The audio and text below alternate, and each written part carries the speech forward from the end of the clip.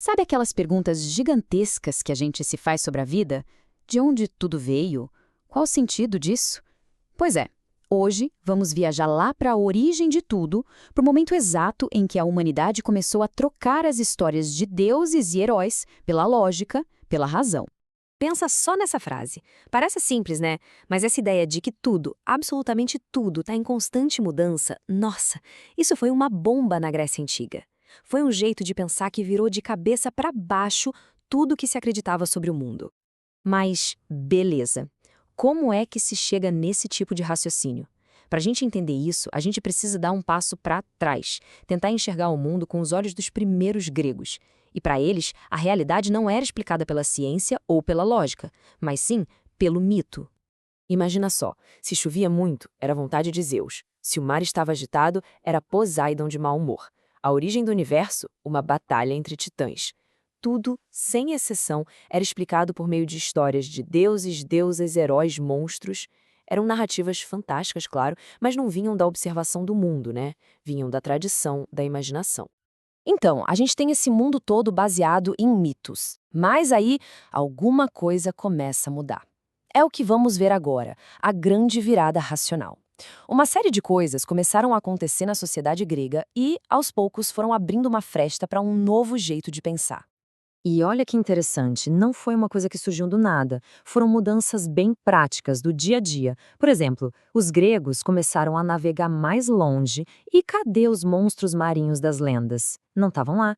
Aí inventaram um calendário e o tempo deixou de ser algo dos deuses para se tornar algo calculável. E a invenção da moeda, então? Genial! Forçou todo mundo a pensar de forma abstrata sobre o que é valor. E com o alfabeto e a política surgindo, as pessoas precisavam argumentar, na praça pública, na ágora. Não dava mais para dizer, é assim porque Zeus quer. Tinha que ter lógica, tinha que convencer. Foi exatamente essa transição. A palavra deixou de ser o mitos, a narrativa, a história contada, e passou a ser o logos, a palavra argumentada, a razão. O poder saiu da boca dos deuses e foi para a boca do cidadão. E com essa nova mentalidade, vem uma pergunta totalmente nova. Esses primeiros pensadores, que a gente chama de pré-socráticos, olharam para o mundo e pensaram: ok, vamos esquecer os deuses por um instante. Do que tudo isso aqui é feito?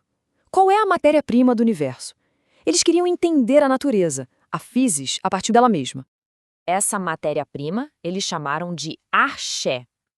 A arché seria o princípio de tudo, a substância fundamental da qual todas as coisas são feitas.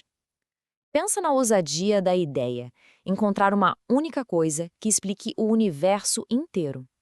E aí, qual seria essa arché? Bom, vamos ver as primeiras tentativas de resposta. Elas vieram de uma cidade chamada Mileto. E as respostas que esses primeiros filósofos deram hoje podem parecer simples, mas, para a época, foram revolucionárias, porque eram respostas baseadas no que eles viam no mundo, não em histórias divinas. O primeiro da turma, Tales de Mileto.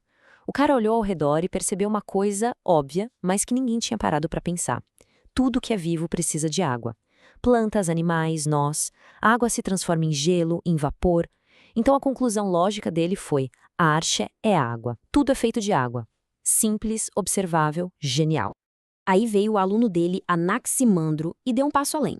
Ele pensou: peraí, se tudo é água, como existe o fogo? Uma coisa não pode ser a origem do seu oposto. Então ele propôs algo ainda mais abstrato. A arqué não é algo que a gente vê, mas uma substância infinita, ilimitada, que ele chamou de áperon. É desse áperon que nascem os opostos, como o quente e o frio. Depois veio Anaxímenes, que voltou para uma ideia mais concreta. Para ele, a arqué era o ar. Por quê? Porque ele viu o ar se transformando. Quando o ar se condensa, vira vento, nuvem, água, terra. Quando ele fica mais rarefeito, vira fogo. É um mecanismo de transformação. Veja, eles estão construindo um sobre a ideia do outro. E essa busca pela arqué acabou levando a um dos maiores debates da história do pensamento. Uma briga de gigantes que, de certa forma, a gente tem até hoje. A pergunta era: a essência do universo é a mudança ou a permanência? De um lado, a gente tem Heráclito. Para ele, a única coisa que não muda é a própria mudança. A realidade é como um fogo, que nunca está igual, está sempre se transformando. É o cara da frase do rio, lembra? Tudo flui, nada é, tudo está sempre se tornando algo. Do outro lado, Parmênides chegou e disse: não, nada disso. Para ele, a mudança é só uma ilusão dos nossos sentidos, que nos enganam. A razão pura nos diz que algo não pode ser e não ser ao mesmo tempo. Portanto, o que existe de verdade, o ser, tem que ser eterno, único e principalmente imutável. E aqui está o centro da questão. De um lado, Heráclito, dizendo que a realidade é mudança e que conhecemos isso observando o mundo. Do outro, Parmênides, dizendo que a realidade é permanente e que só conhecemos isso pela pura razão. E aí, em quem confiar? Nos nossos olhos, que veem tudo mudar, ou na nossa lógica, que diz que isso é impossível? É o eterno conflito entre o ser e o devir. E para defender a ideia de Parmênides, um discípulo dele, chamado Zenão, criou uns quebra-cabeças lógicos bem famosos, os paradoxos. A ideia era usar a lógica para provar que o movimento, essa coisa que a gente vê o tempo todo, é impossível. O mais conhecido é o de Aquiles e a tartaruga. É assim, a tartaruga larga na frente. Para o herói Aquiles alcançá-la, ele primeiro precisa chegar onde ela começou. Mas, quando ele chega lá, a tartaruga já andou um pouquinho, então ele precisa cobrir essa nova distância. Mas, quando faz isso, ela já andou mais um tiquinho. E assim vai ao infinito. Pela lógica, Aquiles nunca ultrapassa a tartaruga. O argumento é uma provocação, claro, para mostrar que a razão pode contradizer o que os nossos olhos veem. Exatamente o ponto de Parmênides. Uau, que viagem, né? Mas e aí, o que a gente tira disso tudo? Qual foi o verdadeiro legado desses primeiros pensadores, os pré-socráticos? A grande sacada foi esta: a origem da natureza está na própria natureza. Simples e, ao mesmo tempo, revolucionário. Isso quer dizer que podemos entender o universo olhando para ele, pensando sobre ele, usando nossa própria cabeça. As respostas não vêm mais dos deuses, elas estão aqui, esperando para serem descobertas. E essa nova forma de pensar abriu a porteira para todo tipo de teoria. Veio Pitágoras e disse que a realidade, no fundo, era matemática, era feita de números.